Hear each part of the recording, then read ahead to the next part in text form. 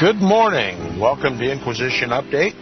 My name's Tom Fresh, your host. I'll be with you for the next hour. You're listening to LibertyRadioLive.com. A pleasure it is to be here with you this morning, and thanks for tuning in. This morning, I wish to continue our reading and discussion of the book, The Vatican Billions by Avro Manhattan. Yesterday, we intimated that, or this author states, that the fall of the Orthodox Church in Russia was largely due to her top-heaviness with material wealth, and that, like the Roman Catholic Church history, the Eastern Orthodox Church was toppled in Russia due to her abundance of wealth. And I recall saying that that was a lie. And I wish now, after reflection, to correct that statement. I'd rather not call it a lie, but that more emphasis should be placed on the Vatican's role in toppling the Orthodox Church than the overwhelming amassment of material goods and wealth and control in the Orthodox Russian Church. Certainly, the Orthodox Church in Russia was subject to the same retributions by mankind that the Roman Catholic Church suffered in history.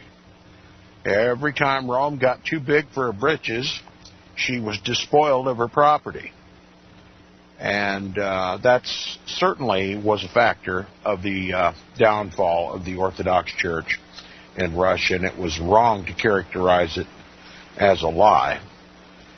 But certainly, Avro Manhattan doesn't make much, at least at this portion, in this portion of the book, the role that the Vatican played in inserting godless communism into Russia in the first place for the purpose of destroying the Orthodox Church. The Orthodox Church in Russia was purposely destroyed. Top-heavy with riches and wealth? Certainly. Just as Rome, the Orthodox Church has the same malady and suffers the same recompense. Now, continuing. History has always had the characteristic of repeating itself, says the author. The systematic despoliation of the Church in past centuries, from the Protestant Reformation down to the French and Mexican revolutions, as we've seen in previous chapters, is a sad reminder that attempting to serve both God and mammon is bound to meet with sure disaster. When churches are turned into stock exchanges and their clergy are consulting the bulletins of Wall Street instead of the Gospels as they do in the United States, then they're surely preparing for a repetition of what happened to Russian Orthodoxy since the Bolshevik Revolution, either reduced to hollow shells, converted into historical curios, cultural showplaces, or into anti-religious centers. Indeed, several of them are now atheistic museums, such as the magnificent former St. Isaac's Cathedral in the very heart of Leningrad. Another no less splendid church of that city was made to go even further. The present author's astonishment knew no bounds when one day, having casually walked into the former ecclesiastical Renaissance-style edifice, he came face to face with an enormous portrait of Lenin, placed where once there had stood the main altar in an otherwise totally bare, whitewashed church. The motto of liberation theology of Latin America, Ubi Lenin, ibi Jerusalem, which means where Lenin is, there is Jerusalem, came to his mind, no longer as a rhetorical slogan, but as a stark reality. The reality of a godless society, which, having overthrown a church obsessed so long with mammon, now had substituted her with a Bolshevik prophet, claiming him the only true savior of the Russian people. And yet, notwithstanding the sadness of the sight of so many former churches, the mute symbols of utter collapse of organized religion in Russia. A flicker of light shone unexpectedly amidst the depressing desolation. One day, while visiting the National Cemetery of Leningrad, the present author, upon hearing the pealing of church bells, headed towards a large edifice nearby, which he entered. It was an ancient church with a lofty cupola, its walls covered by frescoes of stiff Byzantine saints, virgins, and angels. Several bearded priests were officiating. The worshippers, holding small lit candles, which they stuck at intervals upon an iron grill, and who now and then kissed an ancient icon, were reverent and silent and praying. The KGB companion at his elbow then explained, quote, "The edifice," she said, "is a cultural monument, the original cathedral founded by Peter the Great. Of course," then she added, indicating the worshippers, "we have small pockets of superstition, but they are fast disappearing. Time and education will see to that," unquote. She had sounded convincing and looked embarrassed. Weeks later, and thousands of miles away, the present author spotted the single golden cupola of a typical traditional small Russian church near the harbor of Sochi in the Black Sea. The following day, a Sunday, he and an Irishman from Dublin who wanted to hear Mass, communism or no communism, met there at 7 in the morning. It was packed. Women, their heads covered with scarves, prayed devoutly, now and then kissing the marble floor or making the sign of the cross in unison with their officiating clergy. An invisible choir in the organ loft was chanting liturgical chants as a bearded priest read the Gospels and 3 others distributed communion. The devotion was impressive, the singing of the choir even more so. The Irishman began to weep unashamedly. Quote, "I've never felt so near to God in all my life," he whispered. It was a moving sight, for notwithstanding the haunting music, the splendid Orthodox liturgy, and the profound piety, there was an all-pervading feeling of immense, terrible resignation, a feeling that they, the worshippers, were merely tolerated by a society which had rejected their belief and where they no longer had any power, status, or influence. God had been banished, and with him, their church. The state had replaced both with atheism, Christ with Lenin, wealth with poverty. The splendors and riches had all gone, as had the third of the lands of all Russia, which once she had owned. Now despoiled of honor, wealth, and privilege, she owned nothing, got nothing, and expected nothing. She was forced to live in utter evangelical poverty by an atheistic state. Then, as the chanting surged and the congregation crossed themselves, an ancient, ascetically frail priest appeared, holding a wooden plate. The Irishman gave a few kopecks. The present author did the same. Then, remembering the utter poverty of a once proud church, now a beggar, he put a handful of rubles. The ancient priest stared and then bowed his head in utter stillness, the reflection of regret and of the penance of the old Russian Orthodox Church, now humbled and powerless, at last had learned her lesson. Later on in Moscow, the present writer, one night after walking alone in the center of the city, found himself in Red Square. A full moon hung right above the forbidding walls of the Kremlin. The massive black mausoleum of Lenin looked solitary and sinister. The gold-gilded turrets and onion-shaped cupolas of St. Basil opposite, once a magnificent cathedral, shone fairy-like against the deep violet nocturnal midnight sky. Pinnacled upon the tallest tower of the Kremlin, there shone blood red, a colossal star whose gigantic size dwarfed to insignificance the crosses capping the golden cupolas of St. Basil.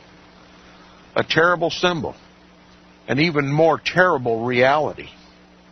A terrible reality, reliving the events which had turned St. Basil's Cathedral into an empty shell and had put that massive red star above the cross, remembering the relentless obsession of the Catholic Church of America with her feverish accumulation of wealth, prestige, and political power, although, or perhaps because of the eerie silence in the deserted square, the present author, thinking about her future, trembled for her. For truly the richest church of the Western world had not yet learned the lesson so bitterly learned by her sister in the East. Mammon had become her god, while Christ the poor, by now, to her, was nothing but a myth. Now, chapter 26 of this book is entitled Origin of the Current Colossal Wealth of the Catholic Church. The current spectacular accumulation of wealth by the Catholic Church is a comparatively recent phenomenon.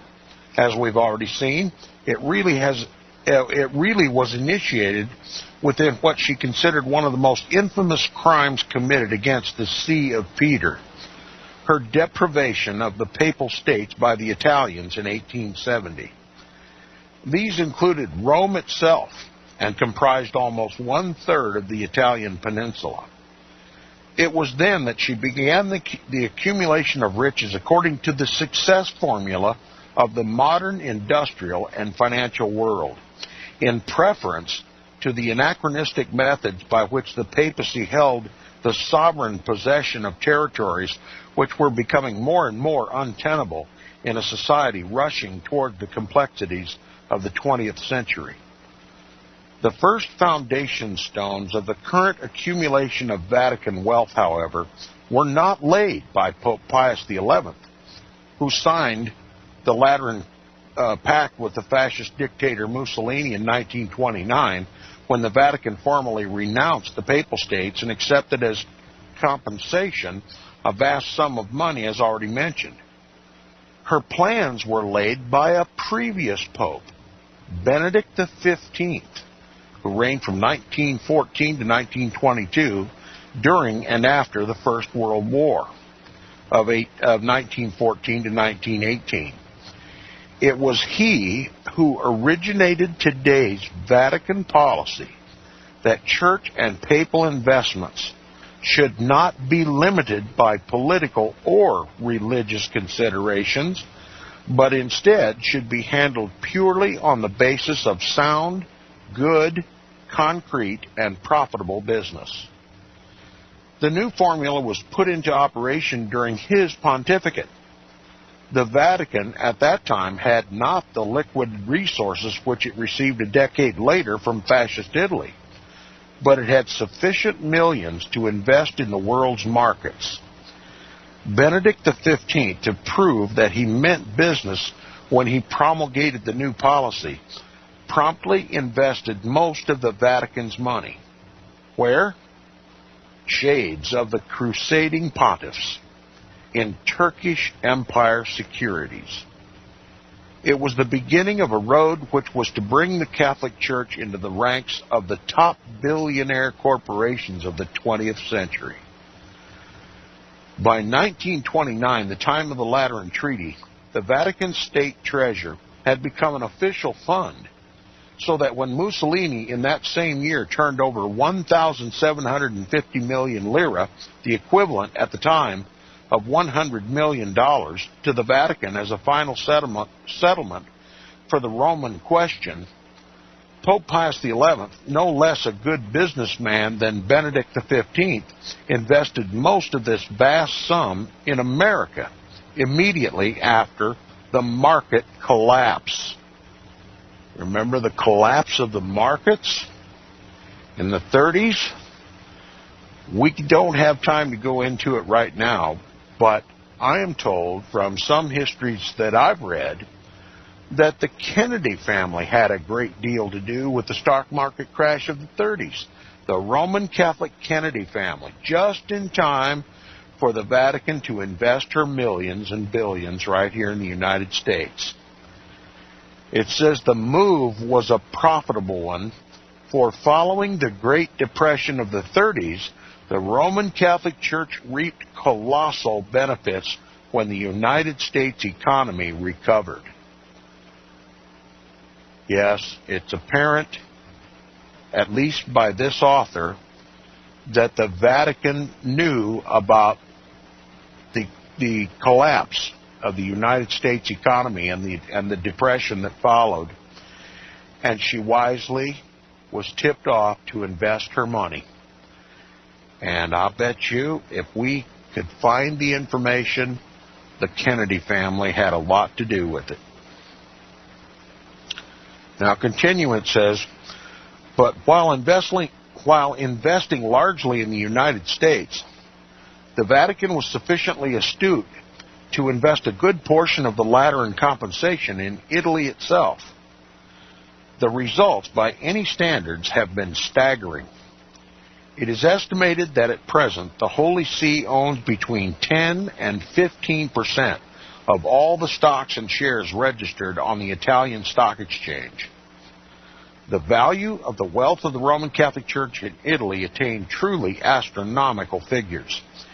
At the close of 1964, for instance, the total of her investment was said to be 5,500 million lire.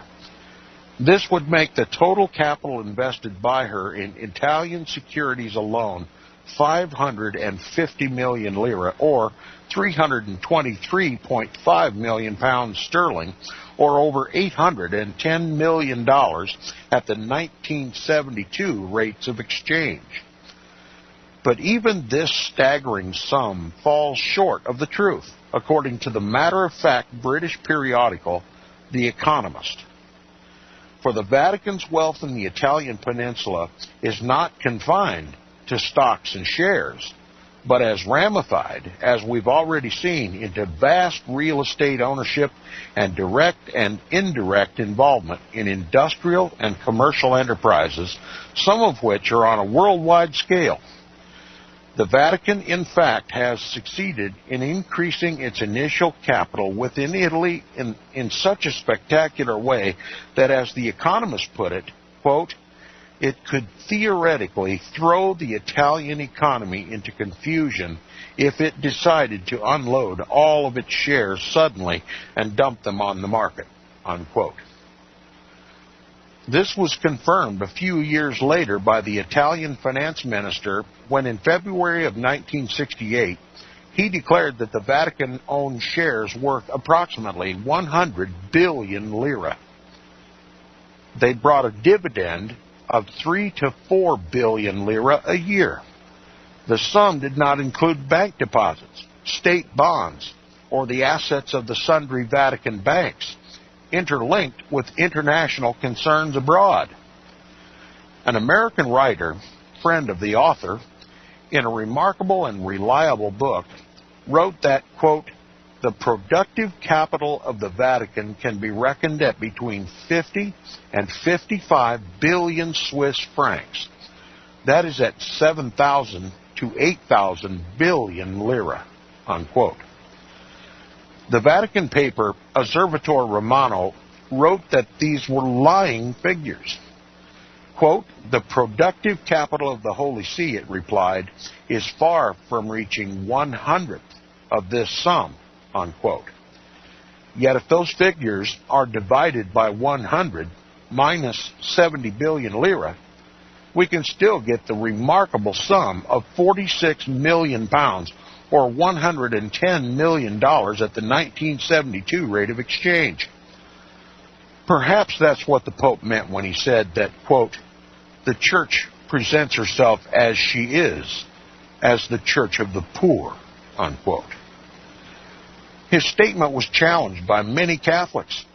Some went so far as to demonstrate against this, quote, scandalous wealth of the Church, unquote. Catholic priests protested in the United States, France, and even Italy, In October of 1971, Catholic priests demonstrated in St. Peter's Square in the very presence of the Pope. They carried a banner with the words, quote, "Church, do not give crumbs to the poor. Go, sell what you have, and give them that," unquote. Soon afterwards, Archbishop Teopisto Alberto of Quequeras in the Philippines spoke during the Third World Synod of Bishops held in Rome with the Pope presiding and asked, quote, whether the church's wealth was always used to serve the poor, unquote. Protests from within the church multiplied to the embarrassment of many sincere but bewildered Catholics. The truth of the matter was that the wealth of the Roman Catholic Church, besides becoming an increasingly moral embarrassment, had become also a financial dilemma. The church found herself top-heavy with wealth, not only because of the laborious collection of money derived from thousands of religious, ecclesiastic, and lay organizations, but equally because of the skill of top financial brains which, since the Second World War, had invested the Vatican's billions in most parts of the world with dexterity second to none. Their skill, with the help, the global intelligence at their disposal, had truly turned the Vatican millions into billions, not only in Italian lira, but also in sound American dollars and Swiss francs. The gold bullion deposited at Fort Knox in the United States could vouch for that. What did the author just tell us? Let me read it again. Not only in Italian lira, but also in sound American dollars and Swiss francs. The gold bullion deposited at Fort Knox in the United States could vouch for that. Who owns the gold in Fort Knox? This author is implying that the Vatican does, and I concur. Continuing now, it says, the accumulation of such colossal riches made the haphazard methods of the past obsolete, indeed dangerous. The Pope was compelled to set up a special body, the Prefecture for Economic Affairs. The prefecture, directed mostly by American, French, German, and other brains, had to operate mainly outside Italy, since the largest bulk of the invisible and yet concrete Vatican investments were spread over a wide international, if not global, field.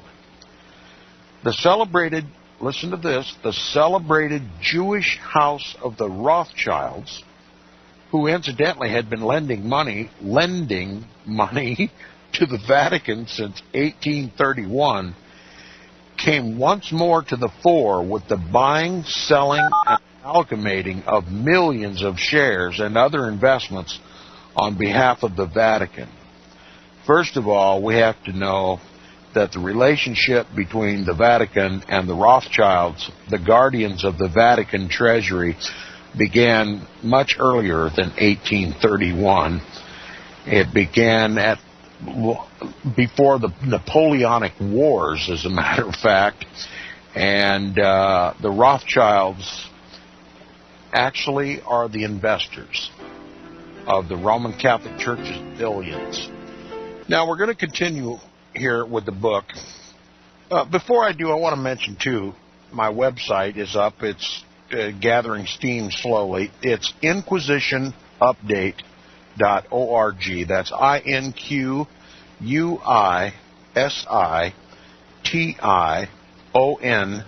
update.org. And you may email me at my new email address, tom@seawaves.us. tom@seawaves.us. tom@seawaves.us. I answer most email that requires an answer, and I appreciate listener feedback of any kind. So please email me if you take the unction, and check out the webpage. Now we'll continue. This author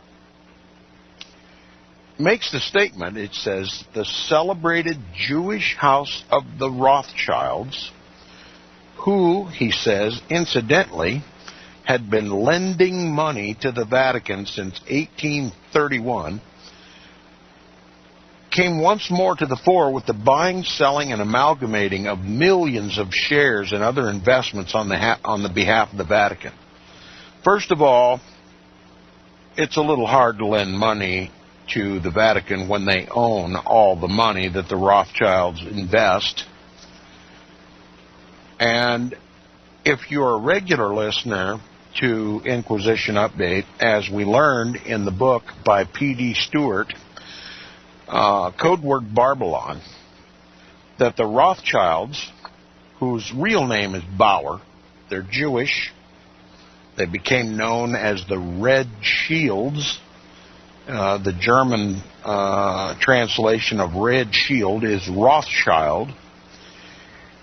That was their logo on the front of their building. It's a Roman shield. They're Jews, but they're Romans. Okay? They serve the papacy. And P.D. Stewart reveals to us in his book, Code Word Babylon, that they're Jews, that they're Freemasons, which means they are Luciferian, and he also reveals to us that they were trained at the French Jesuit school of Paris, Louis le Grand. They got their investment and banking skills from the Jesuits at Louis le Grand in Paris, and that's who they serve. That's how they became known as the guardians of the Vatican treasury. They take Vatican money and invest it. And one of their investments, which concerns each and every American, one of their investments is the Federal Reserve Bank, which I talked about yesterday on the program. Okay, once more they came to the fore, these Rothschilds, guardians of the Vatican treasury. They came to the fore with the buying, selling, and amalgamating of millions of shares and other investments on behalf of the Vatican. The Rothschilds are the Vatican's bankers. The Rothschilds got control of the British banking system back during the Napoleonic Wars. They control the banks of this country. They control the Federal Reserve Bank, and they control the Bank of America and others that have been gobbled up by the Rothschild concerns. Now it says the beginning of this liaison between the Rothschilds and the Vatican was in 1969 and 1970.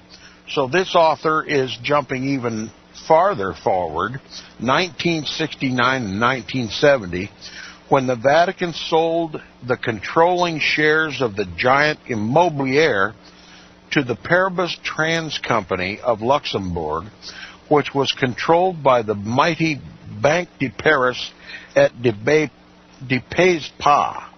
And I'm not sure if I'm pronouncing that correctly or not. My listeners will pardon me. It says this, it must be remembered, belonged to, or rather was controlled. I just want to help Tom here with this pronouncing of the bank that he speaks about. Paribas Trans Company of Luxembourg, which was controlled by the mighty Banque de Paris et de Pays-Bas.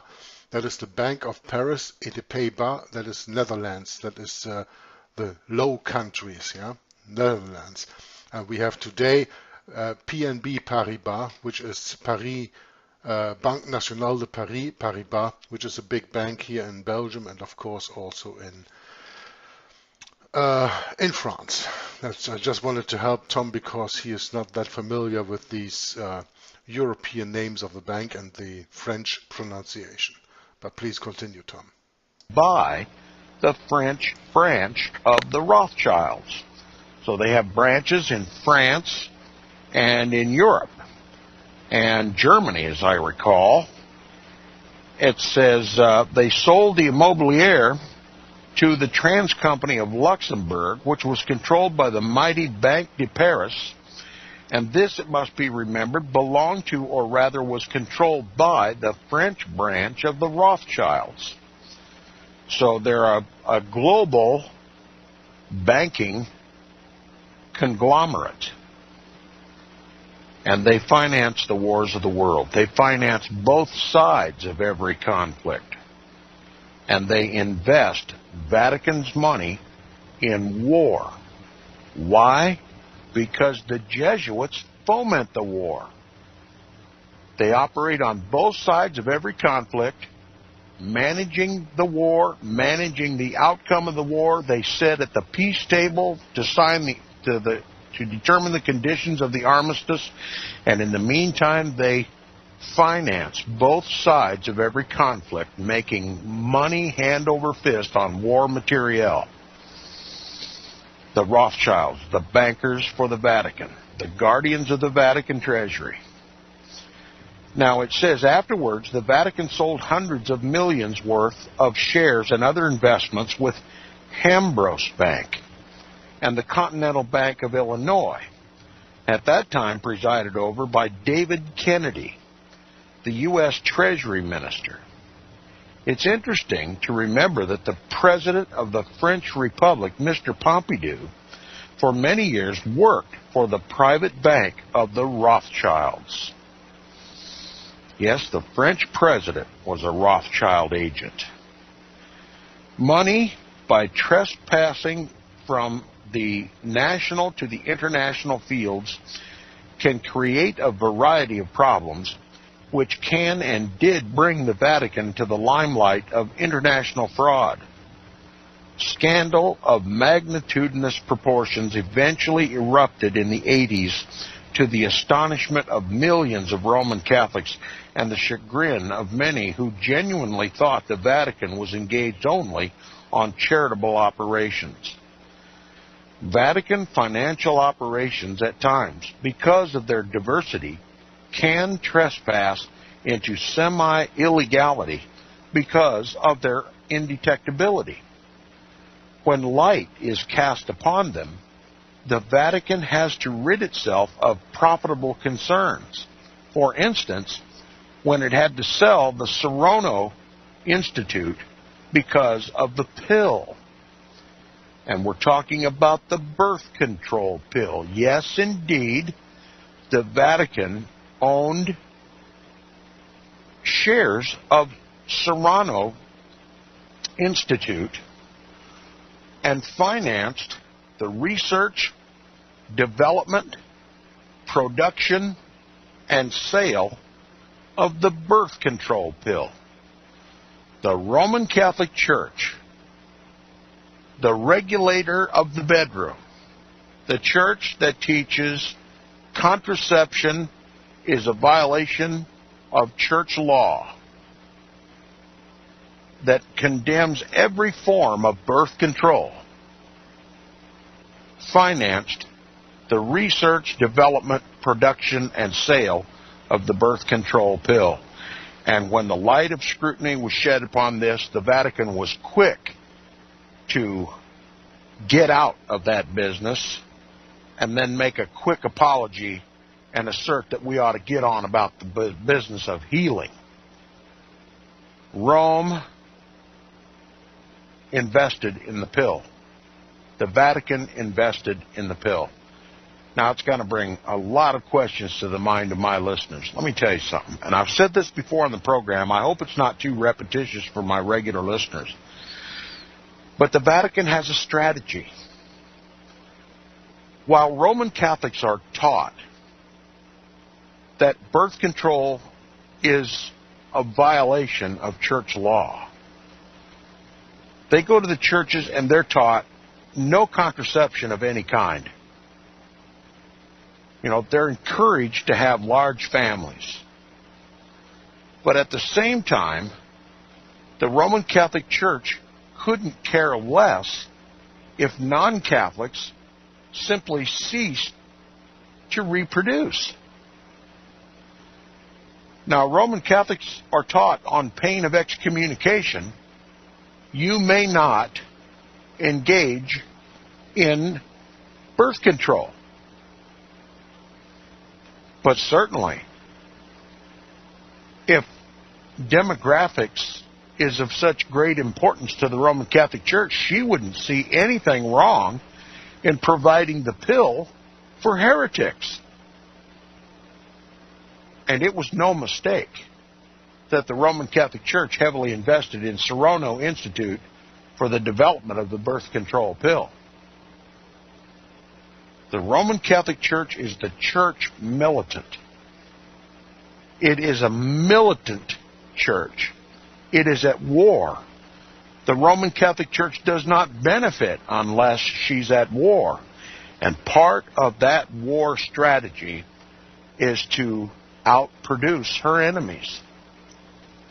And part of the trouble that the American Roman Catholic Church is in is that it has lived in this so-called democratic society and has its own unique Roman Catholic Church and has a much diminished respect for the papacy than other countries, Roman Catholic countries around the world. And they've lived in this free country, and they've practiced birth control against the teachings of their church. And I believe that's partly what is going to result in the persecution of the suffering of Roman Catholics in this country. I believe the papacy regards the Catholics in this country as liberals, that is, contaminated with Protestant teaching, teaching that is contrary to the Roman Catholic canon law and tradition. And he sees them as liberal. That's just 1 degree above a heretic. And because of their uniqueness, when the papacy is done using them to help conquer the Middle East and to put down the Muslim resistance to an eventual papal rule from Jerusalem, the United States, Catholic and Protestant, is going to suffer like you would not believe. That's why my program is called Inquisition Update. Now, continuing with the book, it says, by and large, however, speaking of the Vatican's investments, it says, by and large, however, its investments are well looked after by financial experts whose experience is second to none. The Vatican's traditional financial dealers are a mostly non-Catholic fraternity of Protestants, agnostics, non-Christians, Jews, and even atheists. Now remember, the Vatican strategy, even prior to losing the Papal States and being remunerated by fascist Mussolini, Pope Benedict XV took his liquid assets and began to invest according to the 20th century strategy of multiplying dollars by investments. And the strategy was to get away from any restraint, religious or otherwise, and handle that money as would any investor. Totally amorally. The purpose was to increase the bottom line, the accumulation of wealth and money. And so the Roman Catholic Church chose the best investors she could find. And she didn't give a whit if they were Protestants, agnostics, non-Christians, Jews, in the case of the Rothschilds, and even atheists. So that's how far Rome is willing to go to beat the world in the game of economics, stocks, bonds, real estate, investments, manufacturing, corporate manufacturing and business, amoral investments, for the sole purpose of amassing wealth. Continuing now, it says, its traditional financial transactions have been handled for years by the great banking concerns of J.P. Morgan in New York. Now remember, he was a Rothschild agent. J.P. Morgan, this is the Rothschilds working through J.P. Morgan in New York mostly for American investments, he says. Also, Hambros Bank of London for British investments, and the Swiss Credit Bank of Zurich for European investments, without mentioning the Vatican's own concerns such as Banco di Roma, the Bank of Rome, Banco Commerciale, Banco Santo Spirito, yes, they named a bank after the Holy Spirit, imagine that, and others less known but equally skillful entities handling and multiplying the Catholic billions throughout the globe. The last mentioned bank, for instance, that is the Bank of the Holy Spirit, a few years back reputedly invested £175 million in France and no less than £250 million of Vatican money in Italy. Now, it must never be forgotten that all the above form only the liquid financial assets of the Holy See. We have entirely excluded the solid properties, real estate, lands, industrial, and commercial concerns owned and controlled by the Catholic Church in Italy, Spain, Germany, Great Britain, and North, Central, and South America. To estimate the actual current values of the Roman Catholic Church's tremendous possessions and real estate properties is an impossibility. Those owned by the Roman Catholic Church in the United States alone should be a reliable guide. And to them, the real estate it owns in Africa, Asia, Australia, and so on, and the total amount is, to say the least, staggering. Even this, however, is not all. It must be remembered that the Vatican, or rather the Roman Catholic Church, owns thousands upon thousands of churches, cathedrals, monasteries, nunneries, and sundry edifices practically throughout the Western world. It is the value of the land upon which all these buildings stand in current money. What is the value of all this land? What is the value of the actual buildings themselves? If one should give modest prices for the humble parish churches and parish halls, what prices would an estate agent give, for instance, for St.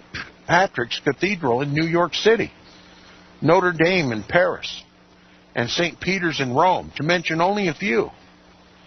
Then one should not forget the vast properties owned by the sundry hierarchies in Catholic, Protestant, and even non-Christian lands everywhere. He continues, we glance very briefly at the details of such property in the United States. Its value there runs into the billions of dollars, and it is increasing daily. The same process has occurred and is currently occurring in many other countries, including England and the rest of Europe. The claim that such property is not owned by the Catholic Church is as insubstantial as the claim that the Roman Catholic Church must have property on earth, the better to deal with the issues of the Spirit in heaven. It is like saying that a communist dictatorship does not own anything because all property is owned by the people. The substance of the matter, of course, being that it is the communist state which owns everything, while the people in reality own nothing. And that's virtually the case with the Roman Catholic Church. The people own nothing, the Pope owns it all. Now, when the Catholic Church sells a piece of land or buys one, the bishop, as a rule, signs the deed, which means that his see becomes the owner and receives the money.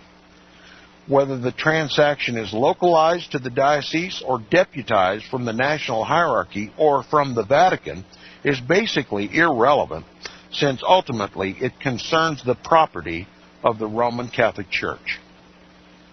In some countries, not only does the Church evade taxation, but the state itself collects taxation on her behalf. Yes, that's right.